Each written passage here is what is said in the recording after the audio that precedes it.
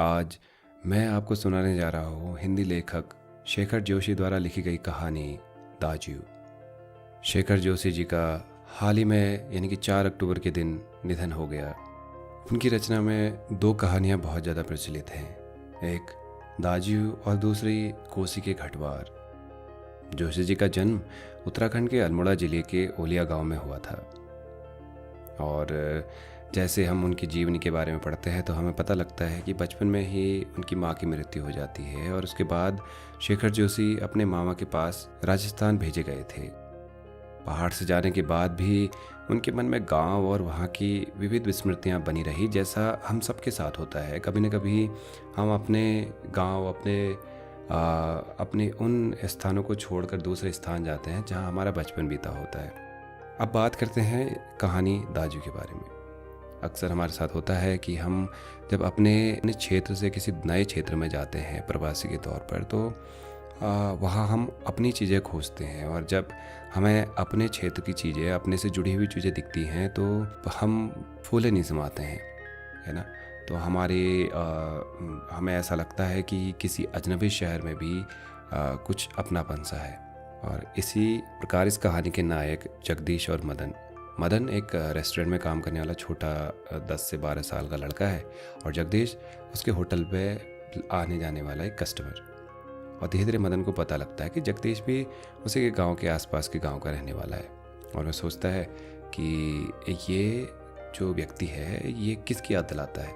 फिर वो सोचता है कि ये उसको उसके बड़े भाई यानी कि जिसे पहाड़ी भाषा में दाजू कहा जाता है, तो ये उनकी याद दिलाता है। तो धीरे धीरे मदन जगदीश को दाजू दाजू कहकर बुलाने लगता है, लेकिन जगदीश को यह बात पता नहीं क्यों अच्छी नहीं लगने लगती है और एक दिन वो इसको झाड़ देते हैं कि तुम्हें भैया किसी की प्रेस्टीज की कदर नहीं है और ऐसे ऐसे दाजू चिल्लाते रहते हो। तो ये बात बहुत चुभ जाती है मदन को। तो इसी पर आधारित ये कहानी है। फिलहाल बिना अधिक विलंब किए आइए शुरू करते हैं आज की कहानी। जैक से निकालकर बाई ओर जो बड़े साइन बोर्ड वाला छोटा कैफ़े है, वहीं जगदीश बाबू ने उसे पहली बार देखा था। गोरा चिट्टा रंग, नीली सफ़ाग आंखें, सुनहरे बाल और चाल में एक अनोखी मस्ती पर शिथिलता नहीं। कमल के पत्ते पर फिसलती हुई पानी की बूंद की सी फुर्ती। आंखों की चंचलता देखकर उसकी उम्र का अनुमान केवल 9-10 वर्ष ही लगाया जा सकता था और शायद यही उम्र उसकी रही होगी। हाथ जली सिगरेट का एक लंबा खस खींचते हुए जब जगदीश बाबू ने कैफे में प्रवेश किया तो वह एक मेज पर से प्लेटें उठा रहा था और जब वे पास ही कोने की टेबल पर बैठे तो वे सामने था, मानो घंटों से उनकी उस स्थान पर आने वाले व्यक्ति की प्रतीक्षा कर रहा हो। वह कुछ बोला नहीं, हाँ, नम्रता प्रदर्शन के लिए थोड़ा सा झुककर मुस्कुराया भर था, पर उसके इसी मौन में जैसे सारा मीनू समाहित था।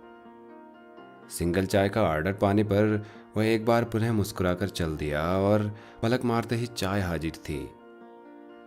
मनुष्य की भावनाएं बड़ी विचित्र होती हैं। निर्जल एकांत स्थान पर निसंगम होने पर भी कभी कभी आदमी एकाकी अनुभव नहीं करता। लगता है इस एकाकीपन में भी सब कुछ कितना निकट है, कितना अपना है। परंतु इसके विपरीत कभी कभी सैकड़ों नर नारियों के बीच जनरवमय वातावरण में रहकर भी सूनेपन की अनुभूति होती है। लगता है जो कुछ है वह पराया है, कितना अपनत्वहीन। पर यह अकारण ही नहीं होता। इस एकाकीपन की अनुभूति, इस अलगाव की जड़ें होती हैं विक्षोभ या विरक्ति की किसी कथा के मूल में। जगदीश बाबू दूर देश में आए हैं, अकेले हैं। जैक की चहल पहल, कैफे के शोरगुल में उन्हें लगता है सब कुछ अपनत्व है। शायद कुछ दिनों रहकर अभ्यस्त हो जाने पर उन्हें वातावरण में अपनेपन की अनुभूति होने लगी, पर आज तो लगता है यह अपना नहीं, अपनेपन की सीमा से दूर, कितना दूर है। और तब उन्हें अनायास ही याद आने लगते हैं अपने गांव पड़ोस के आदमी, स्कूल कॉलेज के छोकरे, अपने निकट शहर के कैफे होटल। चाय साहब। जगदीश बाबू ने रागदानी में सिगरेट झाड़ी। उन्हें लगा इन शब्दों की ध्वनि में वही कुछ है जिसकी रिक्तता उन्हें अनुभव हो रही है। और उन्होंने अपनी शंका का समाधान कर लिया। क्या नाम है तुम्हारा? मदन। अच्छा मदन, तुम कहाँ के रहने वाले हो? पहाड़ का हूँ बाबूजी। पहाड़ तो सैकड़ों हैं, आबू, दार्जिलिंग, मसूरी, शिमला, अल्मोड़ा। तुम्हारा गांव किस पहाड़ी में है? इस बार शायद उसे पहाड़ और जिले को भेद मालूम हो गया। मुस्कुराकर बोला, अल्मोड़ा शाब, अल्मोड़ा। अल्मोड़ा में कौन सा गांव है?" विशेष जानने की गरज से जगदीश बाबू ने पूछा। इस प्रश्न ने उसे संकोच में डाल दिया। शायद अपने गांव की निराली संज्ञा के कारण उसे संकोच हुआ था। इसके लिए टालता हुआ सा बोला, वह तो दूर है शाब, अल्मोड़ा से 15-20 मील होगा। फिर भी नाम तो कुछ होगा ही। जगदीश बाबू ने जोर देकर पूछा। डोट्याल गांव, वह सकुचाता हुआ सा बोला। जगदीश बाबू के चेहरे पर पुती हुई एकाकीपन की शाही दूर हो गई, और जब उन्होंने मुस्कुराकर मदन को बताया कि वे भी उसके निकटवर्ती गांव के रहने वाले हैं, तो लगा जैसे प्रसन्नता के कारण अभी मदन के हाथ से ट्रे गिर पड़ेगी। उसके मुंह से शब्द निकलना चाहकर भी न निकल सके। खोया खोया सा वह मानो अपने अतीत को फिर लौट लौट कर देखने का प्रयत्न कर रहा हो।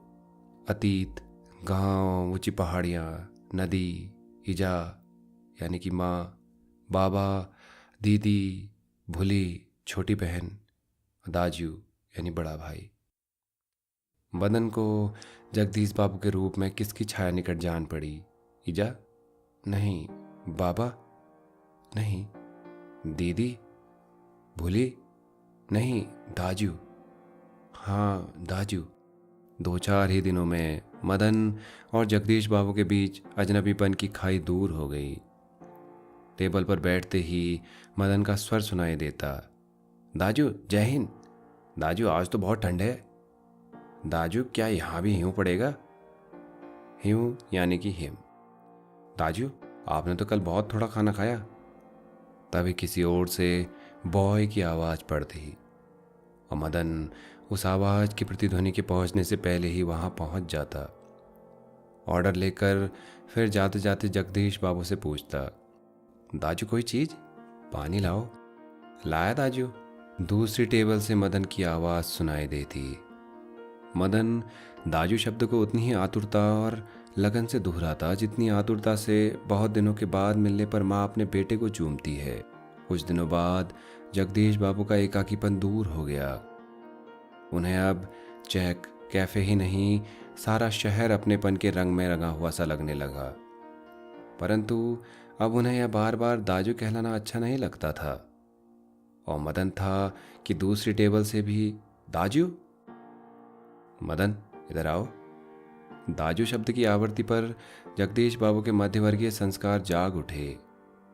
अपनत्व की पतली डोरी अहम की तेज धार के आगे न टिक सकी। दाजू चाय लाऊं? चाय नहीं, लेकिन यह दाजू दाजू क्या चिल्लाते रहते हो दिन रात? किसी की प्रेस्टीज का ख्याल भी नहीं है तुम्हें?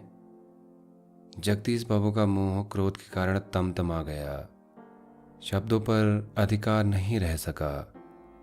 मदन प्रेस्टीज का अर्थ समझ सकेगा या नहीं यह भी उन्हें ध्यान नहीं रहा, पर मदन बिना समझाए ही सब कुछ समझ गया था।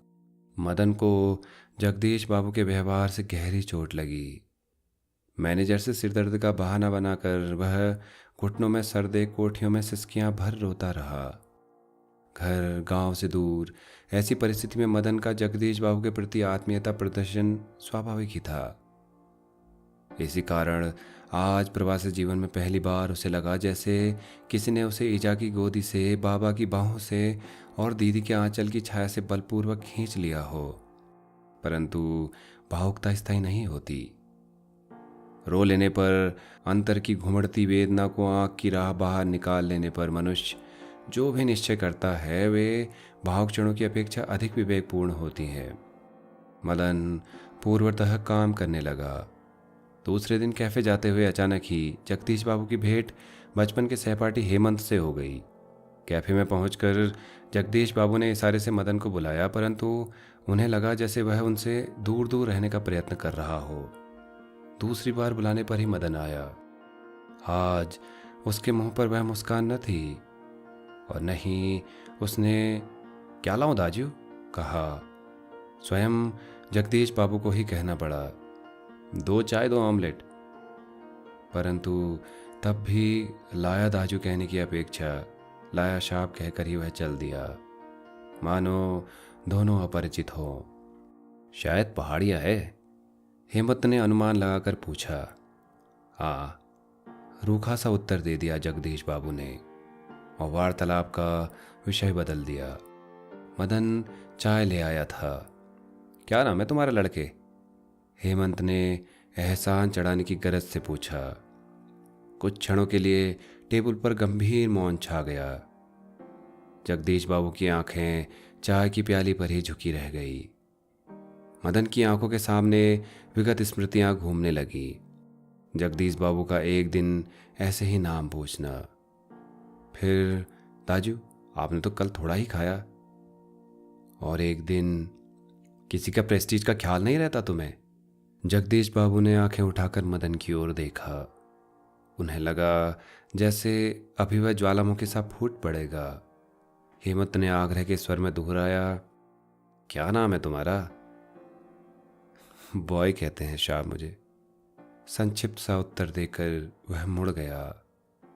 आवेश में उसका चेहरा लाल होकर भी अधिक सुंदर हो गया था।